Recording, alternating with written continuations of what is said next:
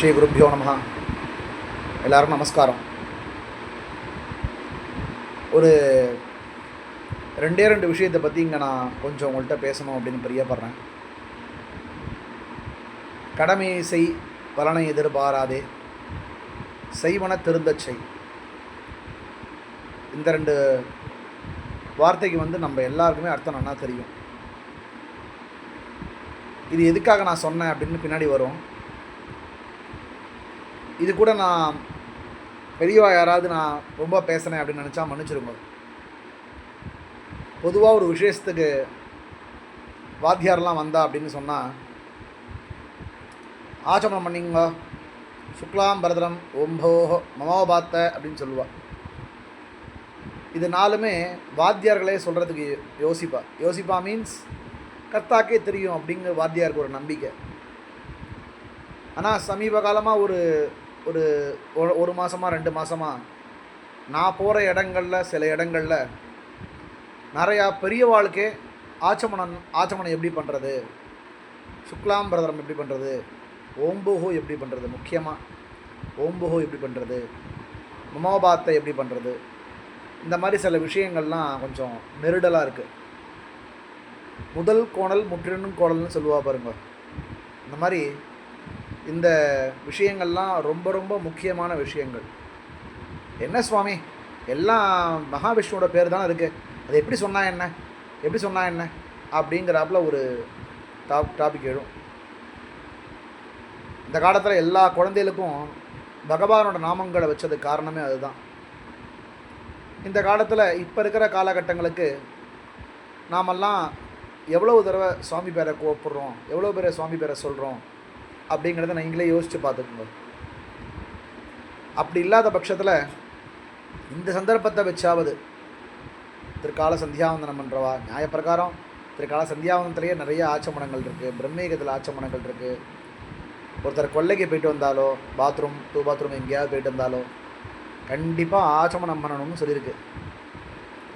ஆச்சமனம் பண்ண முடியாத பட்சத்தில் எங்கேயாவது ட்ரெயின்லேயோ இல்லை பஸ்ஸுலேயோ எங்கேயாவது ஒரு வெளியில் எங்கேயாவது சுத்த ஒரு அசுச்சியான இடத்த பார்த்துட்டோம் இல்லை தொட்டுட்டோம் அப்படிங்கிற பட்சத்தில் கையில் பஞ்சபாத்திரங்கள்லாம் ஒன்றும் இல்லை அப்படின்னா தான் வலது காது சுத்தின்னு சொல்லி இந்த வாயால் ஒரு காது கொட்டாய் விடுமா பண்ணுவாளே அந்த மாதிரி.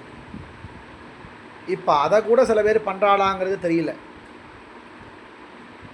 எதுக்காக இந்த வீடியோ மெயினாக போட்டேன் அப்படின்னு சொன்னால், சந்தியாவந்தனம் மாத்தியானிகம் சாயம் சந்தியாவந்தனம்லாம் நான் சொல்ல வேண்டிய அவசியமே இல்லை, உங்கள் எல்லாருக்குமே தெரியும்.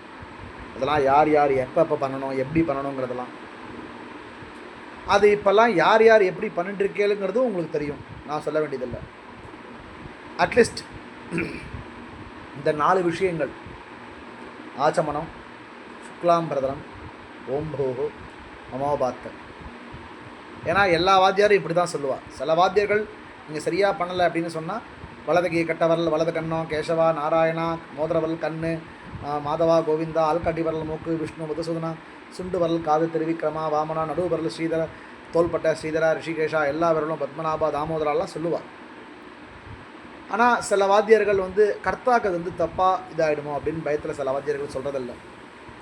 இந்த குரூப்பில் உள்ளவா என்னுடைய அபிமானிகள் எல்லாரும் இந்த 4 விஷயங்களை மட்டும் கொஞ்சம் தயவு செஞ்சு கொஞ்சம் நல்லா கற்றுக்குங்கோ அப்படின்னு பிரார்த்தனை பண்ணிக்கிறேன். ஏன்னா இதில் தான் ஆரம்பமே இல்லையா.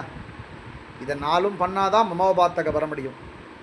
மமோபாத்த சொன்னால் அதிதிவார நட்சத்திரங்கள்லாம் சொல்லி என்ன விசேஷம் பண்ணுறோமோ அது தர்ப்பணாதிகள்லேருந்து ஆரம்பித்து என்ன விசேஷமாக இருக்கட்டும் அதெல்லாம் சரியாக பண்ண முடியும். ஸோ அதனால் இந்த 4 விஷயங்கள், ஆச்சமனம், சுக்லாம்பரதனம், பிராணாயாமம், சங்கல்பம், இதை 4த்தையுமாவது கொஞ்சம் நெருடியாக நிதானமாக அழகாக கற்றுக்கணும் அப்படின்னு பிரார்த்தனை பண்ணிக்கிறேன். யாருக்காவது கற்றுக்கணும்னு பிரியப்படுது அப்படின்னு சொன்னால் பக்கத்தில் உள்ள பெரியவா இல்லை வாத்தியார் யார்ட்டையாவது ஆச்சமனம் எப்படி பண்ணணும் அப்படின்னு கேட்டு தெரிஞ்சுக்குங்க. சுக்லாம்பரதனம் எப்படி பண்ணணும், ஓம்புஹோ எப்படி பண்ணணும் அதெல்லாம் கேட்டு தெரிஞ்சுக்குங்க. ஏன்னா காயத்ரி மந்திரம் அதில் இருக்குது இல்லையா. புவஹா சுவஹான்னு எல்லா லோகங்களும் அதில் இருக்குது, 7 லோகங்களும் அதில் இருக்குது.